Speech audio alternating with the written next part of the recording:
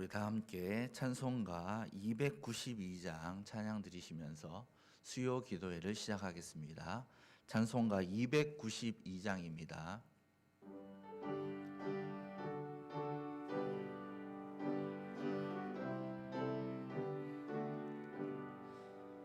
주 없이 살 수 없네 죄인의 구주여, 그 귀한 보배 피로 날 구속하소서.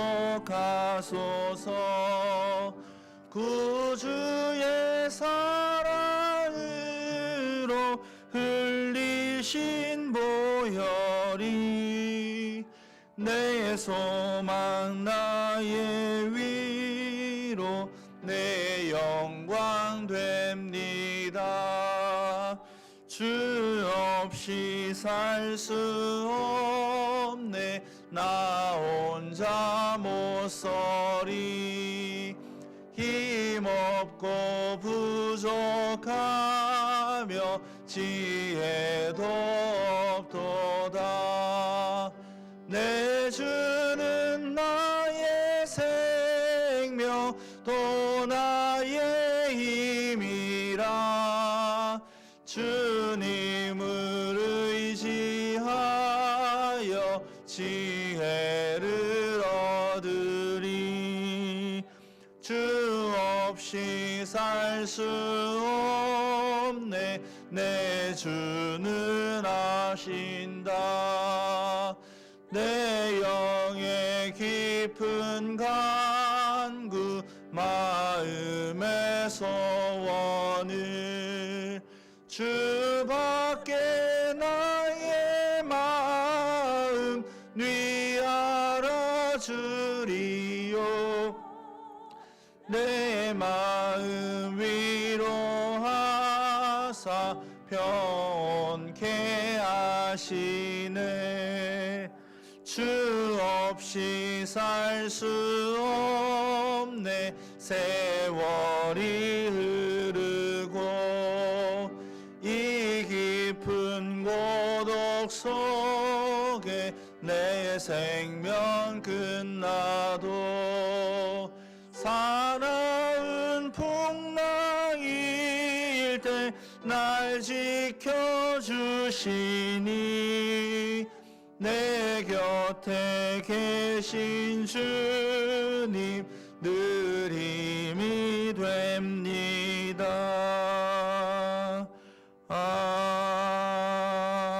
아멘. 우리 539장 찬양하겠습니다.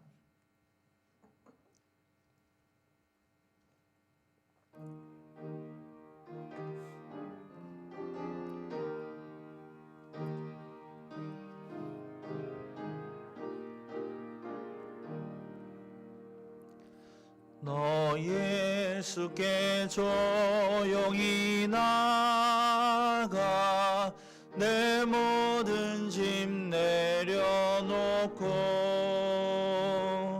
주 십자가 사랑을 믿어 죄 사함을 너 받으라. 주 예수께 조용히 나가 내 마음을 쏟아놓으라. 늘은 미리 보시는 주님 그 은혜를 베푸시리. 주 예수의 은혜를 입어 내 슬픔이 없어지리. 내 이웃을 늘 사랑하여 너 받은 것 거저주라. 주 예수께 조용히 나가 내 마음을 쏟아놓으라. 늘은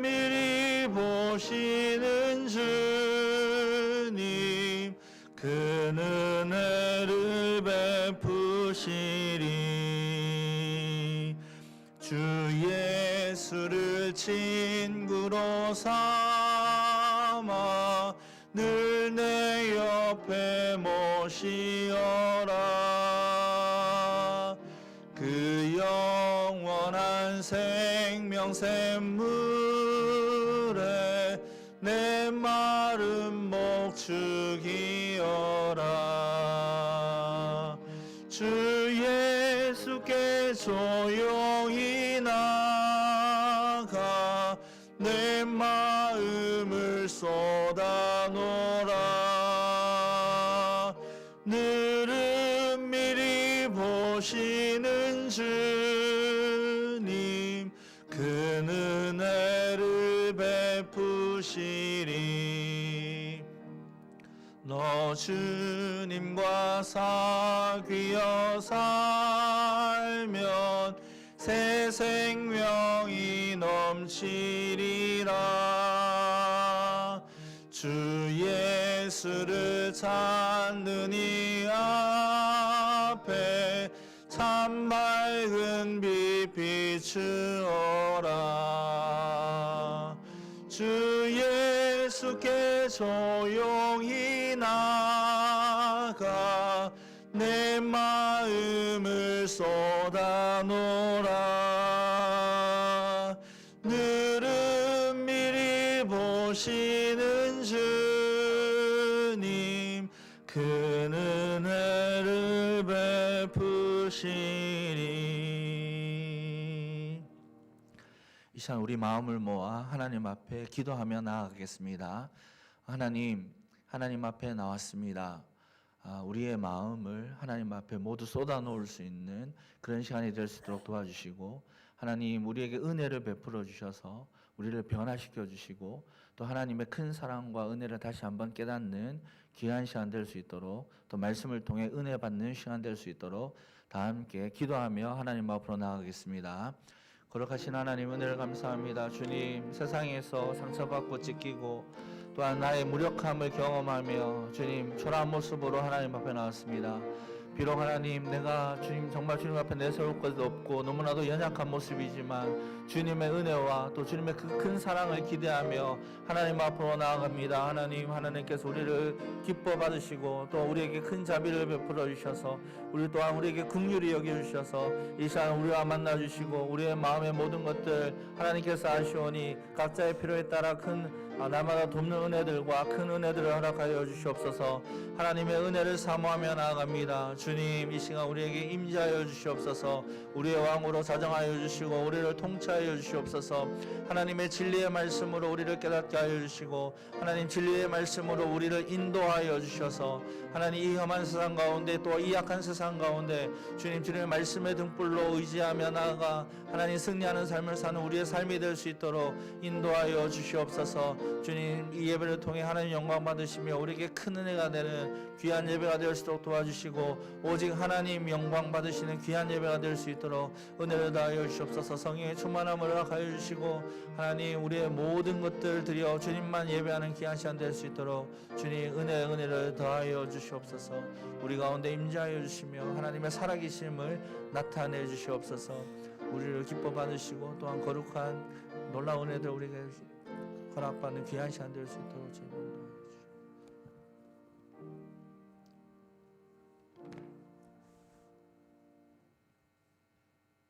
거룩하시고 사랑이 많으신 하나님, 오늘도 저희들의 발길을 세상에 두지 아니하시고 3일 기도 예배에 불러주심을 감사합니다. 아멘. 세상을 바라보면 희망이 없어 보이고 온갖 죄와 병마로 가득한, 특히 코로나로 인하여 개인은 개인대로, 가정은 가정대로 갈피를 잡지 못하고 하루를 불안과 공포 속에서 1년이 넘는 세월을 마스크 하나로 코와 입을 막고 살아왔습니다. 여기에 경제적인 문제까지 겹쳐 저희들의 삶이 위축되고 어디에 기댈 곳 없는 막막한 터널 속에 헤매고 있습니다. 하나님 아버지, 하나님은 저들의 아버지가 아니신가요? 이 아픔을 풀어주옵소서. 속히 이 어려움을 해결해 주시옵소서. 이 악마 같은 코로나 속히 물러나게 하여 주시옵소서. 그래서 이 어려운 세상 속에서도 복음의 기쁨을 웃음의 꽃이 활짝 피는 교회와 가정 그리고 저들의 삶이 되게 하여 주시옵소서. 하나님 아버지, 금년에는 우리 교회가 설립된 지 60주년을 맞이하게 되었습니다. 지금까지 지내온 것을 감사합니다. 특별히 교회 일꾼들을 피택한 분들을 은혜를 부어 주시옵소서. 훈련 중에도 함께해 주시고 잘하였도다. 착하고 충성된 종아, 내가 적은 일에 충성하였음에 내가 맡은 것으로 더하리라고 하는 칭찬받는 종들이 되게 하여 주시옵소서. 특별히 사랑하는 우리 이영수 목사님 기억하여 주시옵소서. 영육간에 아울러 강건하게 해주시고 엘리사가 구하였던 갑절의 영감을 부어 주시옵소서. 말씀의 강물같이 흐르게 하여 주시고 우리 주님 나를 위해 간구하시는 그 기도에 힘입어 주의 종을 교회를 위해 무 성도들을 위해 기도에 힘쓰게 하여 주시옵소서. 아픔이 있는 곳에 어루만지 있게 하여 주시고 눈물이 있는 곳에 함께 기도해 주는 사랑이 넘치는 우리 목사님이 되게 하여 주시옵소서. 그래서 날마다 푸른 초장과 쉴만한 물가로 인도하는 참 목자의 모습으로 성도들의 마음속에 새겨지게 하여 주시옵소서. 나라를 위해 하나님, 나라를 위해 기도합니다. 대통령을 비롯해서 모든 위정자들에게 진정으로 나라를 위하고 건축하는 민족을 위하는 나라다운 나라로 세워지게 하여 주시옵소서.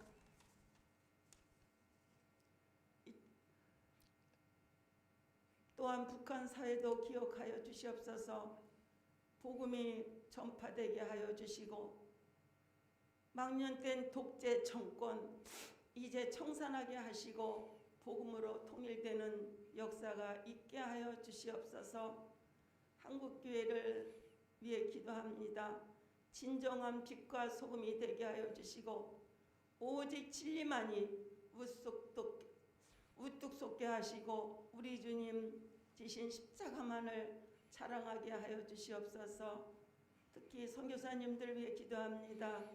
유봉성, 유열림, 아덤 선교사님들을 위해 주시고 코로나로 인해 건강을 해치지 않게 하여 주시고 복음의 빛을 발하여 승리하게 하여 주시옵소서. 이 시간 우리 한 목사님 단위에 세우셨습니다. 임하실 언약의 사자로 말씀을 전하실 우리 목사님의 능력과 은혜로 충만케 하여 주시옵소서. 말씀을 듣는 우리들 또한 영생의 말씀이 계시오매 네게로 가오리까 베드로의 신앙 고백이 저들의 고백으로 화답하게 하여 주시옵소서.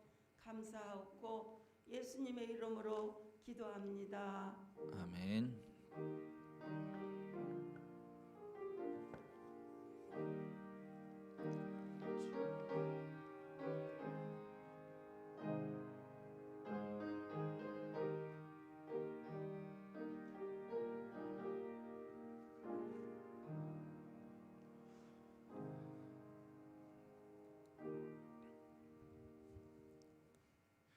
이 시간 우리에게 주시는 하나님의 말씀 구약 성경 말라기 2장 17절에서 3장 6절까지의 말씀입니다.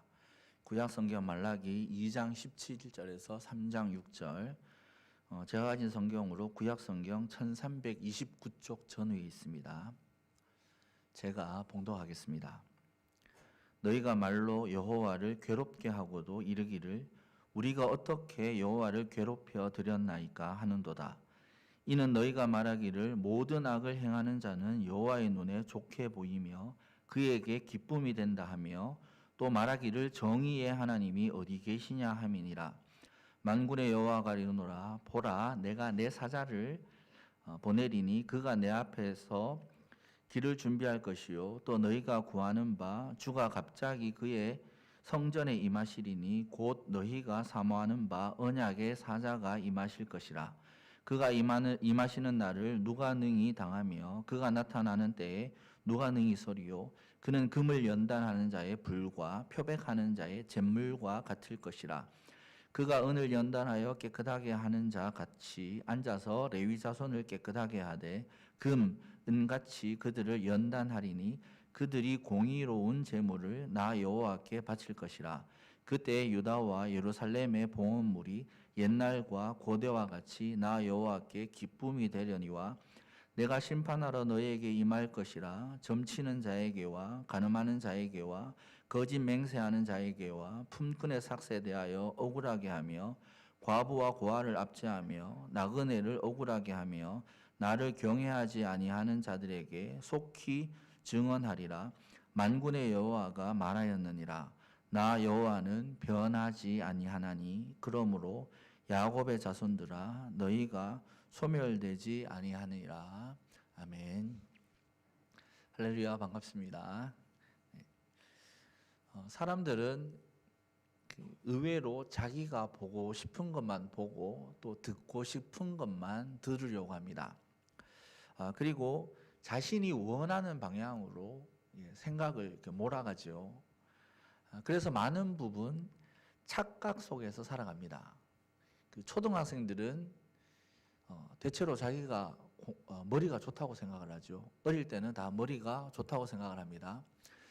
그래서 조금만 공부하면 서울대에 가고 못해도 연고대는 갈 것이다. 이렇게 착각을 하죠. 또 젊은 남녀들은 어떻습니까? 이성이 자기만 쳐다만 봐도 어떻게 생각합니까? 그냥 별 생각 없이 본 건데도 나에게 관심이 있나? 이렇게 착각하기도 합니다. 또 대체로 많은 사람들은 자기가 평균 이하라고는 생각하지 않습니다. 다 평균 이상이라고 이렇게 생각을 하죠. 이것도 착각일 수 있습니다. 이솝우화 중에 이런 이야기가 있는데요. 이리 한 마리가, 이리 다 아시죠? 이리 한 마리가 저녁 무렵에, 해질 무렵에 어슬렁어슬렁 이렇게 걸어 다녔습니다. 그러면서 자신의 그림자를 이렇게 보게 되었는데요. 해질녘에 자기의 그림자를 보면 어떻습니까? 굉장히 길잖아요. 그래서 이 이리가 그 그림자를 보고 착각을 합니다. 내 몸이 원래 이렇게 컸나? 보니까 10m는 더 되는 것 같은데? 그러면서 어떤 착각에 빠지냐면 내가 왜 사자를 무서워했지? 사자 앞에서도 이제 당당하게 할 수 있겠다. 이렇게 생각을 하죠. 그래서 실제로 사자를 만나서 사자 앞에서 당당하게 나섰습니다. 어떻게 됐을까요? 당연히 사자에게 잡아먹혔죠. 1위는 그 그림자를 자신의 실제 모습으로 착각을 했습니다. 그러다 보니까 잘못된 판단으로 비극을 맞이하게 되는 것이죠. 이처럼 착각은 때때로 잘못된 판단으로 우리를 이끌기도 합니다. 따라서 사람들은 객관적으로 자기 자신을 살펴보아야 되죠. 이것을 다른 말로 하면 자기성찰이라고 이렇게 이야기합니다. 사람들은 착각 속에서 자기 자신을 잘못 판단할 가능성이 많기 때문에 늘 자기 자신을 성찰하면서 살아야 합니다. 이것은 그리스도인도 마찬가지인데요. 이 그리스도인들이 가질 수 있는 착각도 있습니다. 어떤 착각입니까? 실제보다 우리의 신앙이 더 좋다고 이렇게 생각할 수 있습니다. 예수님 당시에 바리새인들과 서기관들, 종교 지도자들을 한번 생각해 보십시오. 그들은 자신들이 굉장히 신앙이 좋다고 이렇게 착각을 했죠. 따라서 그리스도인들도 날마다 자기 성찰을 할 필요가 있습니다. 다행히 우리에게는 훌륭한 잣대를 하나님께서 주셨습니다. 그러니까 스스로 우리 스스로 판단하기 힘들잖아요. 그래서 잘 되고 내가 맞나 틀리나 이거를 분별할 수 있도록 하나님께서 훌륭한 정말 너무나도 완벽한 잣대를 주셨는데 그 잣대가 무엇이겠습니까? 당연히 하나님의 말씀이죠. 따라서 우리는 날마다 하나님의 말씀에 비추어서 자기 자신을 점검해야 합니다. 정말 내 신앙이 올바른지, 정말 내가 하나님 앞에 바르게 살아가고 있는지를 비추어 봐야 되죠. 그래야지 착각으로 내가 신앙이 좋구나 이렇게 착각에 빠지지 않을 수 있습니다. 오늘 본문은 자신들이 신앙이 정말 좋다고 착각한 사람들에 관한 이야기입니다. 포로 귀환 후에 유다 공동체들은 어떻게 생각합니까? 자기 자신들이 하나님 앞에 바르게 신앙생활을 하고 있다고 생각했습니다. 하나님은 그런 포로 귀환 공동체에게 오늘 말씀을 주셨는데요. 오늘 말씀은 말라기의 6가지의 논쟁 중에 4번째에 해당하는 부분입니다. 오늘 2장 17절 말씀을 한번 보십시오. 2장 17절 말씀 보면 이렇게 말씀합니다. 너희가 말로 여호와를 괴롭게 하고도 이르기를 우리가 어떻게 여호와를 괴롭혀 드렸나이까 하는도다. 이는 너희가 말하기를 모든 악을 행하는 자는 여호와의 눈에 좋게 보이며 그에게 기쁨이 된다 하며 또 말하기를 정의의 하나님이 어디 계시냐 함이니라 이렇게 말씀합니다. 오늘 말씀을 보면 유다 공동체가 하나님 앞에 하나님을 괴롭게 했다 이렇게 말씀하는데요. 말로 괴롭게 했다고 이렇게 이야기합니다. 어떤 말입니까? 하나님께서는 어째서 악한 사람들을 더 기뻐하십니까? 또 하나님은 그 악한 사람들을 더 좋아하시면서 왜 우리는 돌아보지 않습니까? 이렇게 말하고 또 두 번째는 그러면서 정의의 하나님은 도대체 어디 계십니까? 이렇게 반응을 하고 있습니다. 이러한 유다 공동체의 반응, 하나님에 대한 불평은 인간적으로 생각해 보면 어떤 측면에서는 타당하다 이렇게 생각해 볼 수 있는데요. 그들은 70년 포로에서 돌아왔지요. 그러면서 하나님이 주신 약속을 기다리고 있었습니다. 학개서 2장을 보면 성전을 재건할 때 그들이 멈췄을 때 학개 선지자가 하나님의 약속을 대언하는 장면이 나오는데요. 학개서 2장을 보면 성전 재건 후에 하나님은 이방 나라들을 멸하신다고 약속해 주셨습니다. 반면에 이스라엘 나라들, 유다 공동체에게는 큰 영광을 주실 것을 약속해 주셨습니다.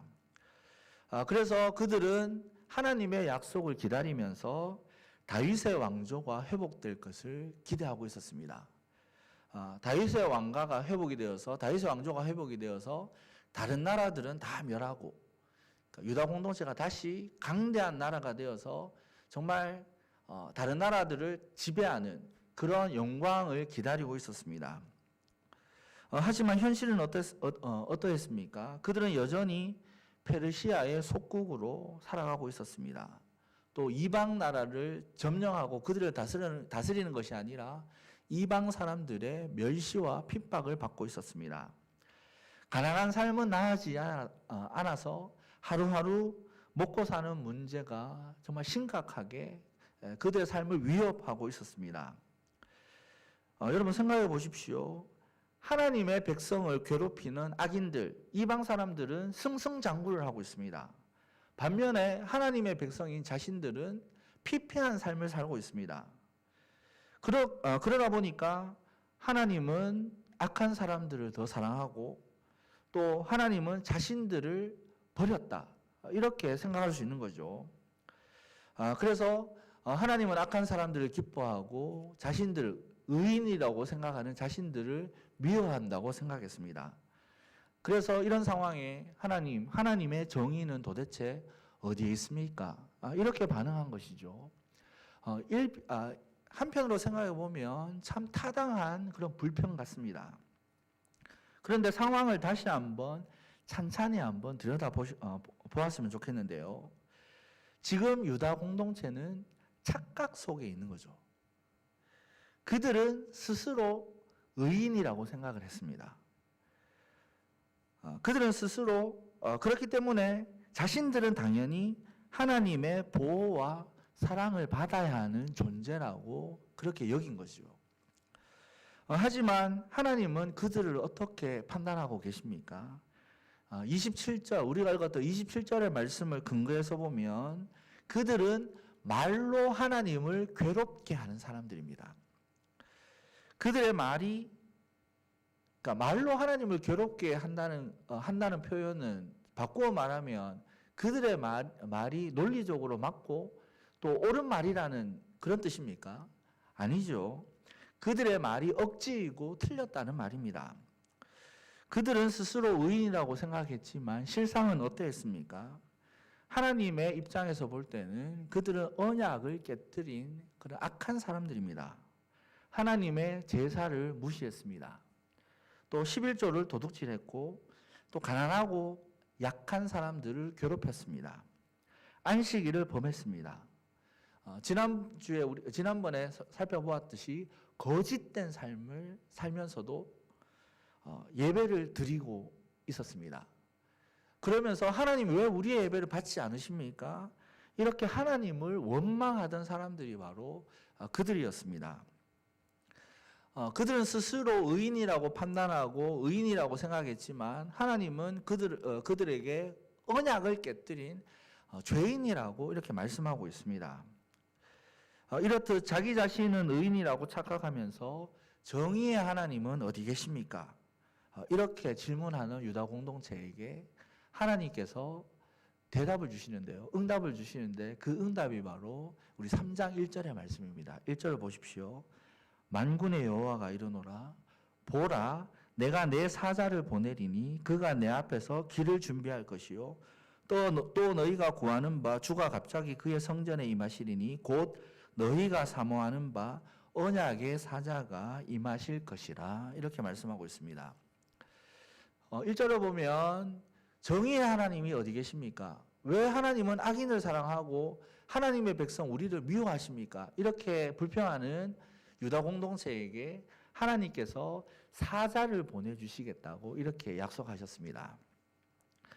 사자가 무엇입니까? 쉽게 생각해 보면 우리나라가 다른 나라에 특별하게 이렇게 임무를 줘서 보내는 대사, 특사 이렇게 생각하면 쉬울 것 같습니다. 1절에는 사자가 두 가지가 나오는데요. 상반절에 보면 먼저 내 사자가 나오고 두 번째는 하반절에 언약의 사자입니다. 하나님께서 특사를 보내주시는데 두 가지, 두 명의 사자가 나타나 있습니다. 앞에 나오는 네 사자는 누구일까요? 여러 가지 의견이 있는데 먼저 말라기 본인으로 이해할 수 있습니다. 말라기라는 이름의 뜻이 나의 사자입니다. 그러니까 말라기라고 이렇게 이해할 수 있겠죠. 또 두 번째는 구약 성경을 보면 하나님의 사자가 천사로 이렇게 많이 나타납니다. 하나님께서 천사를 보내서 하나님의 말씀을 전하도록 하기도 하고 또 하나님께서 천사를 통해서 일을 하시지요. 천사로 이해할 수도 있고 또 선지자로 이해해 볼 수 있습니다. 구약 성경에는 선지자들을 하나님의 사자라고 이렇게 표현하는 곳을 찾아볼 수 있습니다.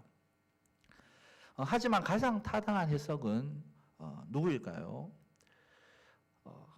가장 타당한 해석은 세례 요한으로 이해하는 것이 가장 좋아 보입니다. 마가복음 1장 2절에서 4절의 말씀 한번 보았으면 좋겠는데요. 마가복음 1장 2절에서 4절을 보면 이렇게 말씀합니다. 선지자 이사야의 글에 보라 내가 내 사자를 내 앞에 보내리니 그가 내 길을 준비하리라. 광야에 외치는 자의 소리가 있어 이르되 너희는 주의 길을 준비하라. 그의 오실 길을 곧게 하라. 기록된 것과 같이 세례 요한이 광야에 이르러 죄 사함을 받게 하는 회개의 세례를 전파하니 이렇게 말씀합니다. 마가복음 성경을 찾아보시면 각주가 있는 성경이 혹시 있으면 한번 보십시오. 2절 앞에 A, 3절 앞에 B 이렇게 되어 있는데요. 아래를 보면 A라고 적혀 있는 곳이 바로 말라기 3장 1절. 그러니까 오늘 우리가 읽은 3장 1절을 이렇게 인용한 것이고요. B는 이사야 40장 3절을 인용한 것입니다. 그러니까 이 마가는 이 두 구절이 구약 시대의 세례 요한을 설명하고 있는 것으로 이해를 했습니다. 따라서 오늘 본문 앞부분에 나오는 내 사자, 하나님께서 내 사자를 보내겠다 이렇게 약속해 주셨는데요. 그 내 사자는 세례 요한입니다. 그렇다면 뒤에 나오는 언약의 사자는 누구를 가리키는 말씀이겠습니까? 세례 요한은 예수님의 길을 평탄하게 하기 위해서 하나님께서 보내신 사자입니다. 따라서 뒤에 나오는 언약의 사자는 예수 그리스도를 나타내는, 가리키는 그런 말씀입니다. 하나님은 정의의 하나님이 어디 있습니까? 우리의 삶은 이렇게 피폐한데 악인들은 승수장구하고 있습니다. 왜 우리를 돌아보지 않습니까? 정의의 하나님은 어디 계십니까? 이렇게 항변하는 유다 공동체에게 내가 언약의 사자, 곧 예수 그리스도를 보내주시겠다, 이런 응답을 주셨습니다.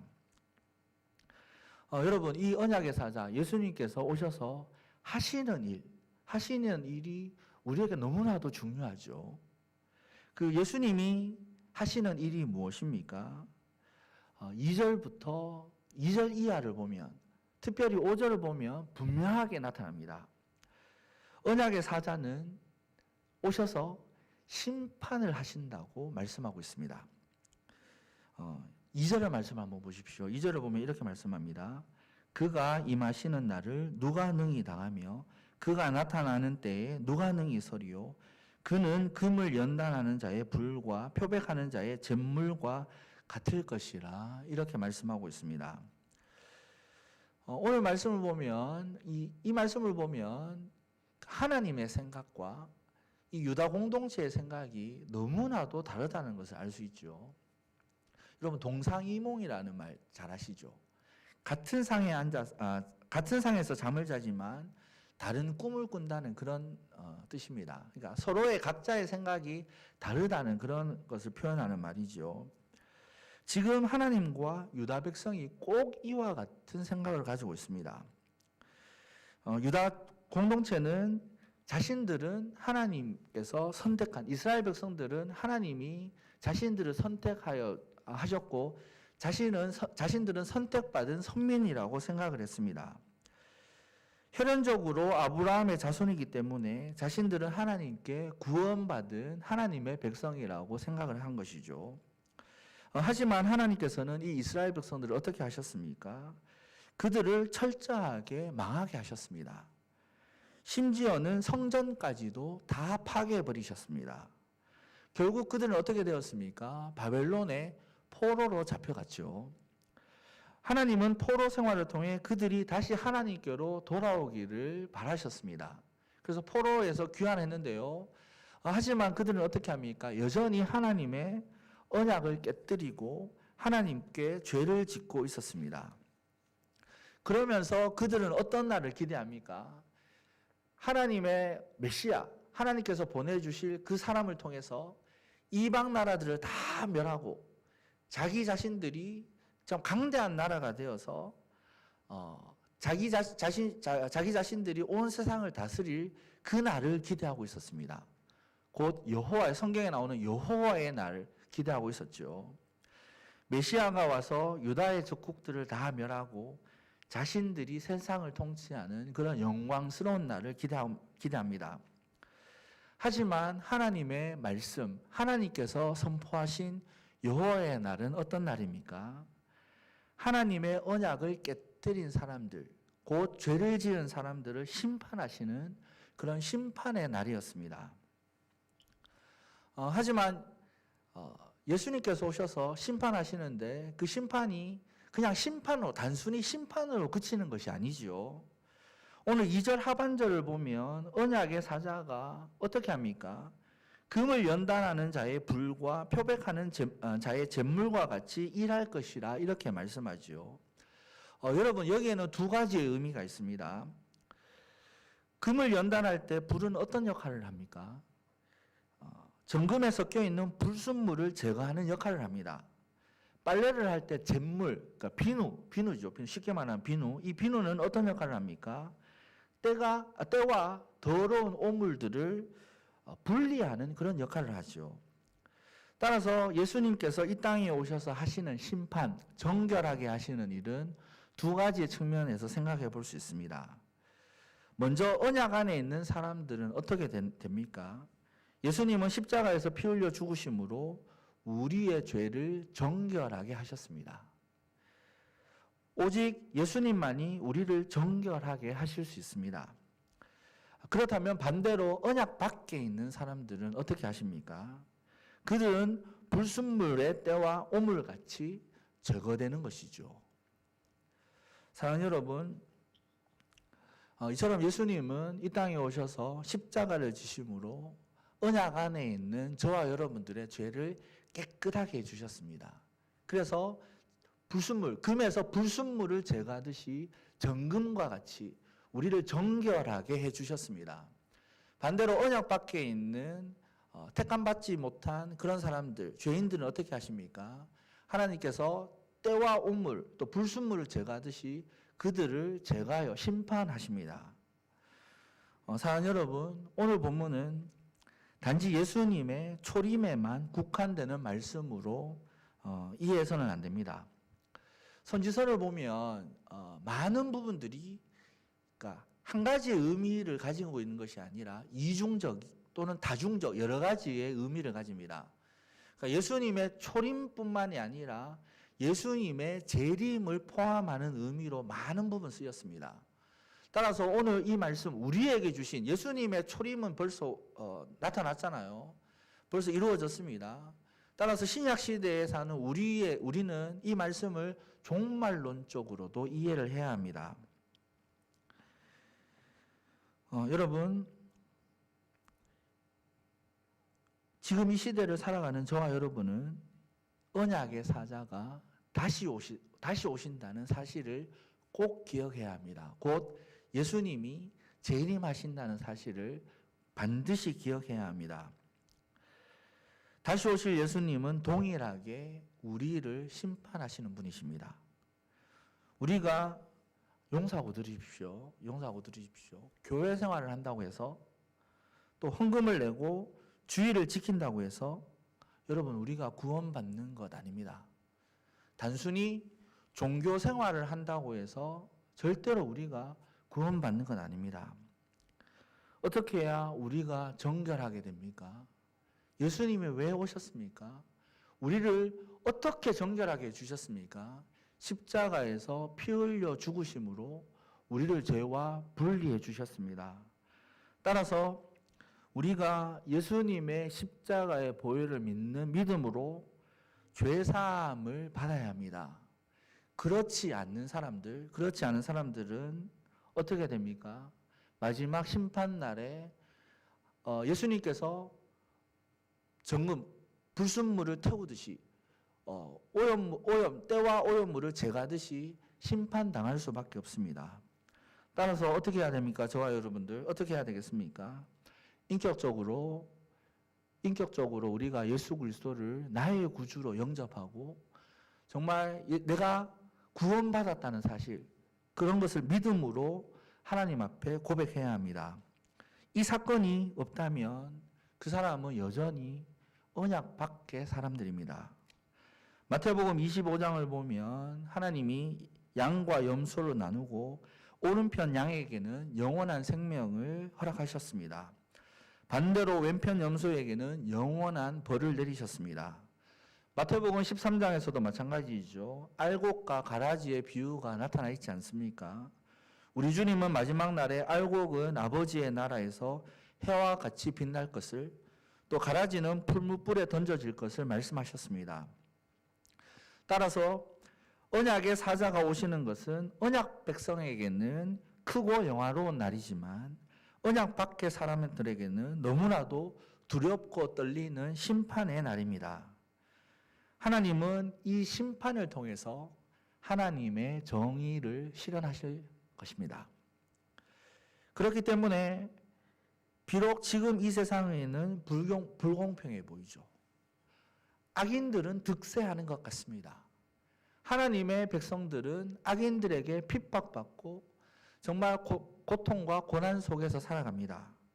하나님 살아계시기는 하시는 겁니까? 하나님의 정의는 도대체 어디 있습니까? 이렇게 생각할 수 있습니다. 하지만 어떻게 하십니까? 예수 그리스도의 재림을 통해 결국에는 하나님의 정의가 반드시 실현이 됩니다. 죄 있는 사람은 하나님의 심판을 받아 정말 영원히 타는 불못에 들어가게 되고, 또 예수 그리스도를 믿고 하나님께 의인으로 칭함받은 저와 여러분들은 천국으로 들어가는 그 마지막 심판이 있다는 사실을 우리는 반드시 기억해야 합니다. 사랑하는 성도 여러분, 우리가 언약 백성으로 지금 이 땅을 정말 살아가잖아요. 구원받은 사람들입니다. 구원받은 사람들입니다. 하지만 천국은 우리에게 완전히 이루어지지 않았습니다. 예수님의 재림 때 천국이 이루어지지요. 우리가 이미 구원받은 사람으로 아직 하나님의 나라에 들어가지 못한 그 성도로 살아가고 있다는 사실을 꼭 기억하시기를 바랍니다. 그 이미와 아직의 긴장 사이를 살아가고 있는 사람들이 바로 성도들입니다. 그렇기 때문에 오늘 우리에게 이 말씀을 주셨습니다. 우리 3절과 4절 말씀 보십시오. 언약의 사자가 오셔서 하실 일 중에 정말 중요한 한 가지를 더 소개해 주고 있습니다. 언약의 사자가 오셔서 레위 자손들을 은을 연단하며 깨끗하게 하는 것 같이 이렇게 하신다고 말씀합니다. 깨끗하게 하십니다. 왜 이렇게 레위 자손들을 연단하십니까? 이렇게 연단받아서 깨끗하게 된 레위 사람들은 하나님께 공의로운 제물을 바치게 될 것이라고 말씀합니다. 그때 하나님께 드리는 제사가 온전히 회복될 것이라고 4절에 말씀하고 있습니다. 4절에서 그때 유다와 예루살렘의 봉헌물이 옛날과 고대와 같이 나 여호와께 기쁨이 되려니와 이렇게 말씀하죠. 여러분, 예수님이 오실 때, 예수님이 오셔서 십자가를 지심으로 이루신 일 중에 한 가지가, 다른 한 가지가 무엇입니까? 구약의 불완전한 제사를 예수님의 십자가를 통해서 완전하게 완성을 하셨습니다.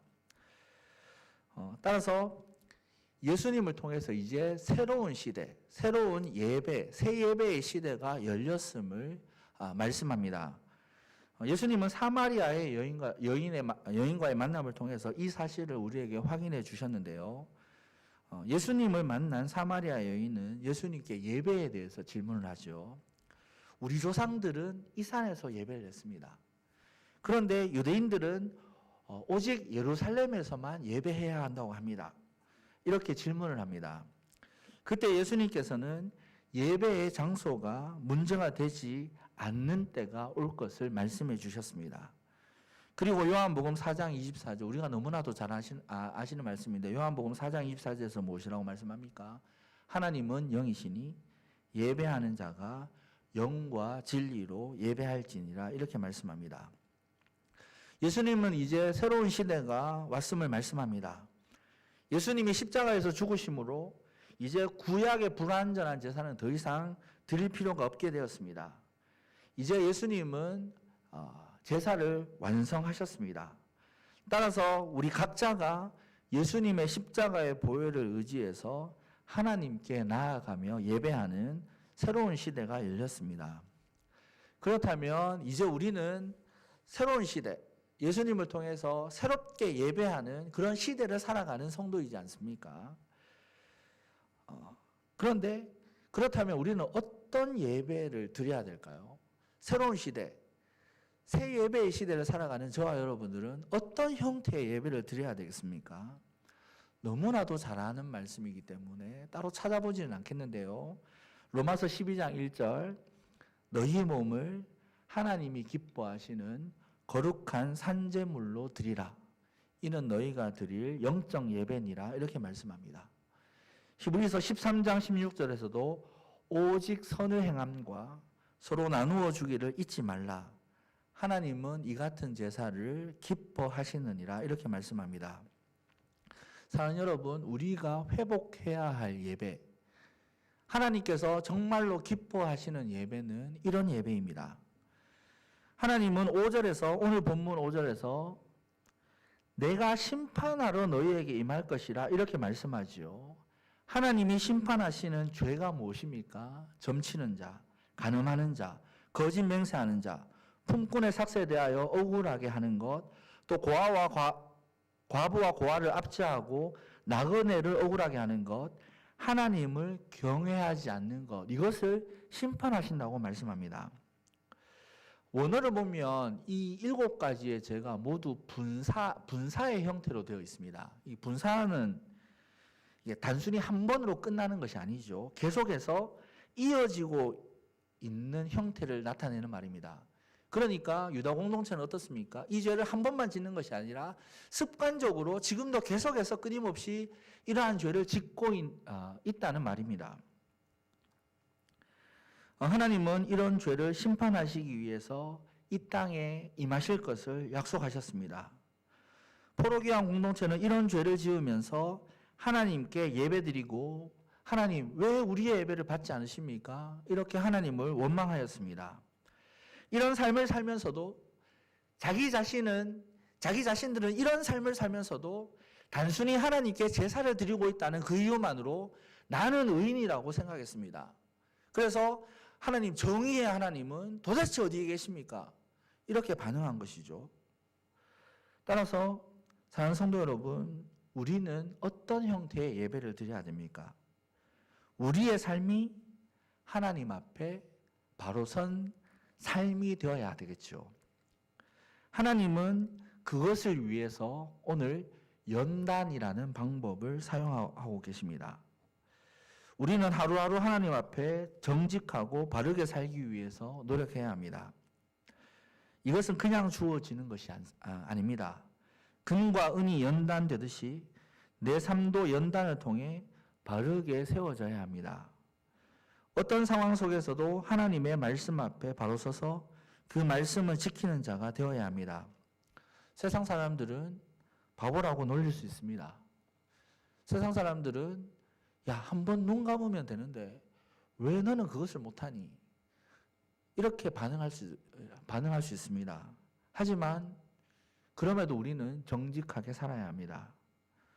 여러분, 내 거 손해 볼 수 있습니다. 내가 다른 사람 도와주고 다른 사람에게 사랑을 베푸는 것, 내 것을 포기하고 내가 헌신하고 노력하지 않으면 절대로 이루어지지 않습니다. 그러니까 다른 사람을 긍휼하게 여기고 다른 사람에게 사랑을 베풀기 위해서는 내 것을 포기해야 합니다. 그럼에도 우리는 사랑을 전하는 사람이 되어야 합니다. 비록 이 땅에서의 삶이 공평하지 않은 것처럼 보일 수 있습니다. 불합리한 것처럼 느껴질 수 있습니다. 하지만 주님께서 우리에게 주신 이 놀라운 구원을 생각해 볼 때 우리는 넉넉히 감사함으로 하나님의 연단을 마주할 수 있습니다. 여러분, 예수님의 십자가만큼 불합리한 것이 무엇이 있습니까? 예수님의 십자가만큼 불공평해 보이는 것이 도대체 무엇이 있습니까? 하나님이신 그리스도가, 하나님이신 예수님이 사람으로 이 땅에 오셨습니다. 말이 안 되는 거죠. 너무나도 불공평한 겁니다. 그분이 심지어는 죄수가 되어서 십자가에서 죽으셨습니다. 정말 말도 안 되는 불합리입니다. 그 주님의 십자가를 생각할 때 내가 당하는 불공평, 내가 생각하는 불합리, 충분히 극복할 수 있는 문제 아닙니까? 여러분, 이런 삶이 하나님께 기쁨이 되는 삶입니다. 하나님은 절대적으로 공의와 정의로운 분이십니다. 예수 그리스도가 재림하시는 그날 그 정의는 반드시 실현된다는 사실을 믿으시기를 바랍니다.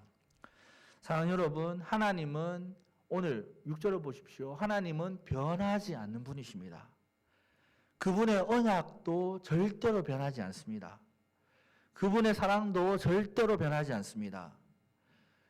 그 변하지 않는 하나님 언약 안에 저와 여러분들이 있습니다.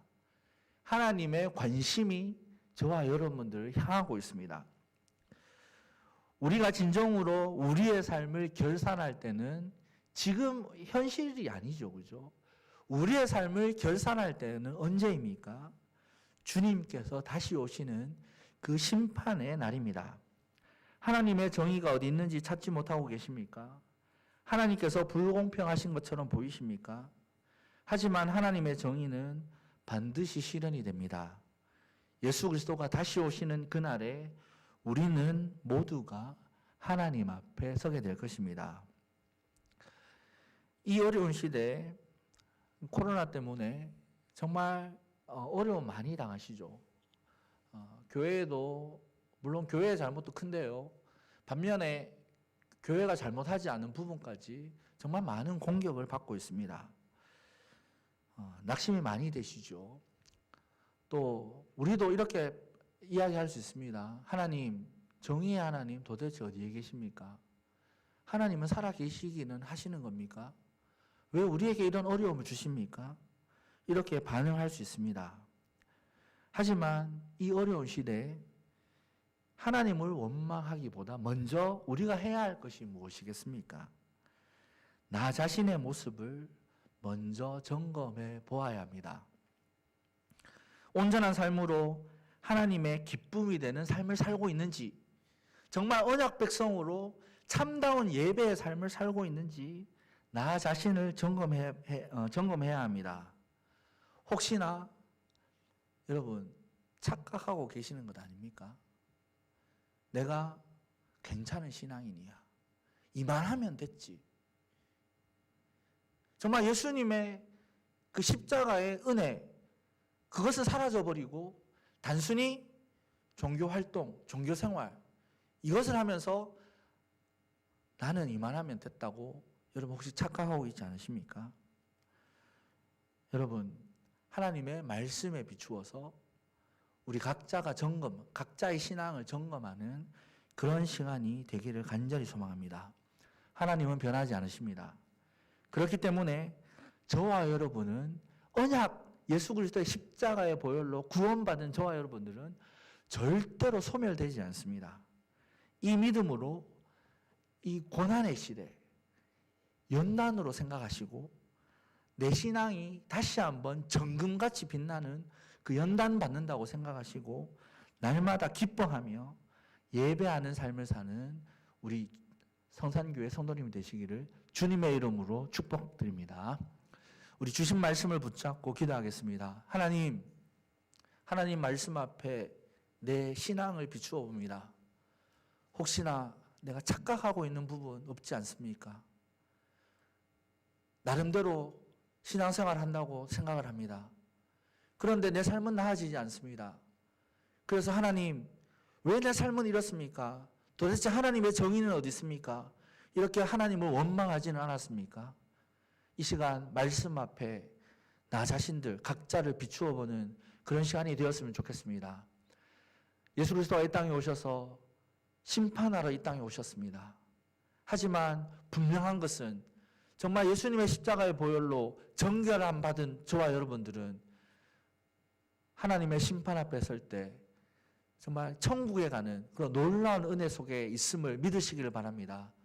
그 믿음을 가지고 넉넉히 이 땅을 승리하며 살아갈 수 있습니다. 주신 말씀을 붙잡고 기도할 때 주님, 하나님의 변하지 않는 하나님을 믿게 하여 주시옵소서. 말씀으로 나 자신의 신앙을 점검하게 하여 주시옵소서. 하나님, 연단받고 정문 같은 믿음으로 변화될 수 있도록 도와주시고 내 삶이 예배하는 삶이 되게 하여 주시옵소서. 기도하며 하나님 앞으로 나아가겠습니다. 거룩하신 하나님, 은혜를 감사합니다. 주님의 약속의 말씀을 붙잡습니다.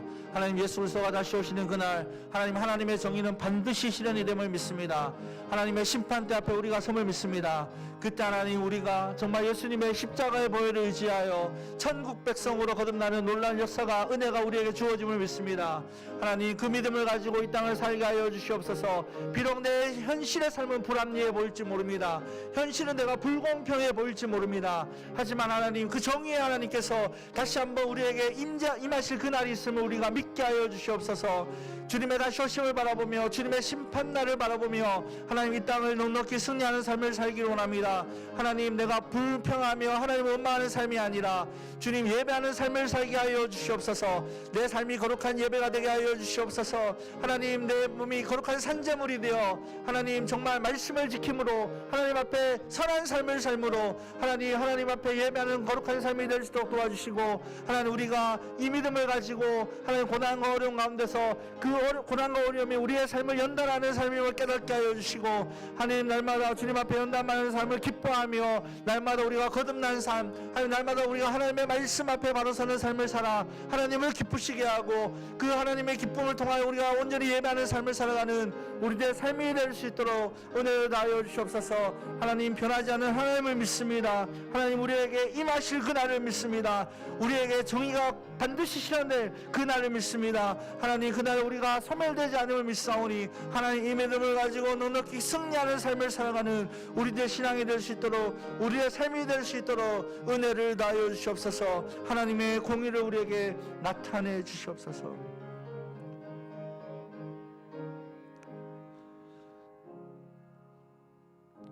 나 여호와는 변하지 아니하나니 그러므로 야곱의 자손들아 너희가 소멸되지 아니하느니라. 아멘.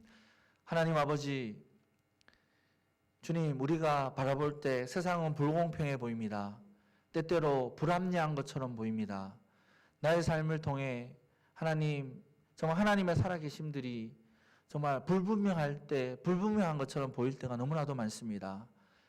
그럼에도 하나님은 반드시 예수 그리스도의 재림을 통하여, 예수 그리스도가 다시 오심을 통하여 하나님의 정의를 실현하심을 또 말씀을 통해서 깨닫습니다. 하나님, 이 믿음을 가지고 살아가게 하여 주시옵소서. 우리의 삶은 현실의 삶에서 끝이 나는 것이 아니라 천국의 삶이 기다리고 있습니다. 그 삶을 바라보며 우리가 주님 앞에 다시 서는 그날을 바라보며 하나님, 우리가 기쁨으로 이 땅을 살아가게 하여 주시옵소서. 그 하나님을 신뢰함으로 이 땅을 살아가게 하여 주시옵소서. 하나님, 그렇게 우리가 예배하는 삶을 살기를 원합니다. 선을 행하고 하나님의 말씀을 지키고 주님, 정말 연약한 사람들을 돌아보며 가난한 사람들을 돌아보며 하나님의 사랑을 전하는 그런 예배하는 삶을 살게 하여 주시옵소서. 고난과 어려움 가운데서도 주님, 구원받은 백성으로 말씀을 지키며 주님을 기뻐하며 살아가는 예배의 삶을 살게 하여 주시옵소서. 변하지 않는 하나님을 신뢰하며 소멸되지 않는 우리들을 믿으며 하나님 넉넉히 승리하는 삶을 살아갈 수 있도록 은혜를 더하여 주시옵소서. 특별히 코로나19로 어려운 상황 중에 있는 많은 성도들이 있습니다. 마음에 낙심된 성도들이 있습니다. 하나님 찾아와 주셔서 위로하여 주시고 하나님의 살아계심들을 나타내 주시고 또한 주님이 다시 오신다는 이 약속의 말씀을 통해 하나님 큰 평안과 위로를 허락하여 주시옵소서. 감사드리며 예수님의 이름으로 기도드립니다. 아멘. 우리 찬송가 259장 찬양하겠습니다.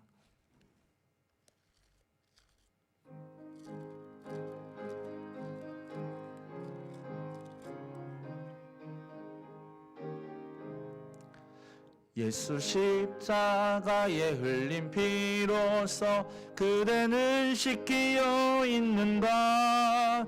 더러운 죄 희게 하는 능력을 그대는 참을지 않은가. 예수의 보혈로 그대는 씻기어 있는가. 마음속에 여러 가지 죄악이 깨끗이 씻기어 있는가. 주 예수와 밤낮으로 늘 함께 그대는 행동을 하는가. 아무 때나 어디서나 그대는 십자가 붙들고 있는가. 예수의 보혈로 그대는 씻기어 있는가. 마음속에 여러 가지 죄악이 깨끗이 씻기어 있는가. 주님 예수 다시 올 때 그대는 영접할 예복이 있는가? 그대 몸은 거룩한 곳 천국에 들어갈 준비가 됐는가? 예수의 보혈로 그대는 씻기어 있는가? 마음속에 여러 가지 죄악이 깨끗이 씻기어 있는가? 모든 죄에 더러워진 예복을 주 앞에 지금 다 벗어서 샘물같이 솟아나는 보혈로 눈보다 더 익게 씻으라. 예수의 보혈로 그대는 씻기어 있는가?